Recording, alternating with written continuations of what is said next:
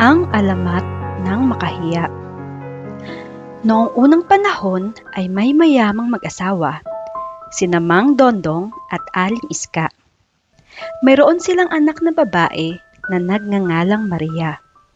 Mahal na mahal nila ang kanilang anak. Si Maria ay responsable at masunuring anak. Siya ay masipag at mabait. Dahil dito ay gusto siya ng lahat. Ngunit, ang pagkamahiyain ay isa sa natatanging katangian ni Maria. Dahil sa pagkamahiyain ay ilang siya sa pakikipag-usap sa mga tao.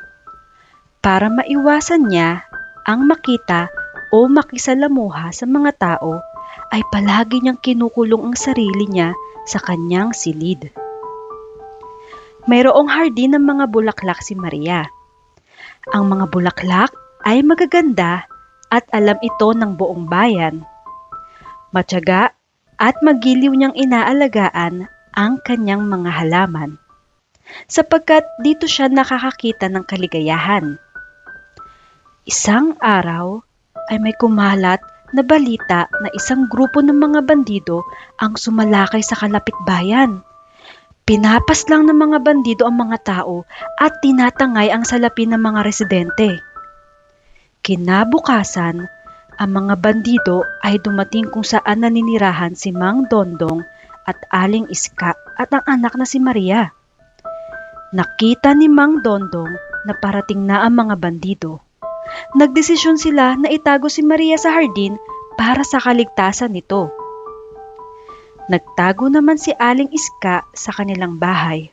Nanginginig sa takot habang naririnig niyang pilit binubuksan ng mga bandido ang kanilang tarangkahan. Siya ay nagsambit ng panalangin para sa paghahanda sa kung anuman ang maaaring mangyari. "Aking Panginoon," panalangin ni Aling Iska, "iligtas niyo po ang aking anak." Biglang nabuksan ang pinto. Pumasok ang mga bandido sa bahay at pinalo sa ulo si Mang Dondong. Nawala ng malay si Mang Dondong at bumagsak sa lapag. Sinubukan na tumakas ni Aling Iska pero pinalo rin siya sa ulo. Ginalugad ng mga bandido ang buong bahay. Matapos kunin ng lahat ng salapi at alahas, hinanap nila si Maria.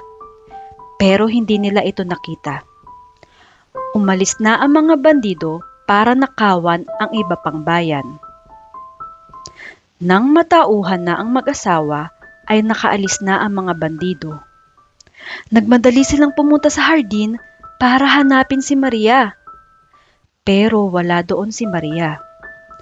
Muli ay hinanap nila ang kanilang anak sa lahat ng sulok ng hardin, pero wala doon ang kawawang si Maria. "Ang anak ko! Tinangay nila ang anak ko!" iyak ni Aling Iska. Bigla-bigla ay naramdaman ni Mang Dondong na may tumutusok sa kanyang mga paa.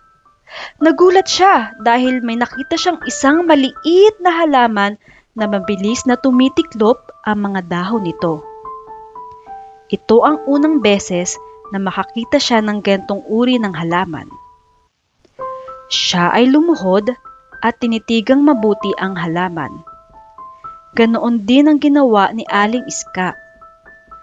Pagkatapos titigan ng matagal ang halaman, ang mag-asawa ay naniwalang ang halamang iyon ay si Maria. Ginawang halaman ng Panginoon si Maria para mailigtas sa mga bandido. Hindi mapigilan di mapaiyak si Aling Iska at Mang Dondong. Ang bawat luha na pumapatak sa halaman ay nagiging isang maliit, bilog na kulay rosas na bulaklak. Magmula noon ay inalagaan nila ng mabuti ang halaman. Naniniwala sila at alam nila na ang halamang ay ang anak nilang si Maria. Katulad ng kanilang anak, ang halaman ay mahiyain din. Dahil dito, ay tinawag nila itong makahiya. Dahil nagtataglay ito ng katangian ni Maria, ang pagkamahiyain.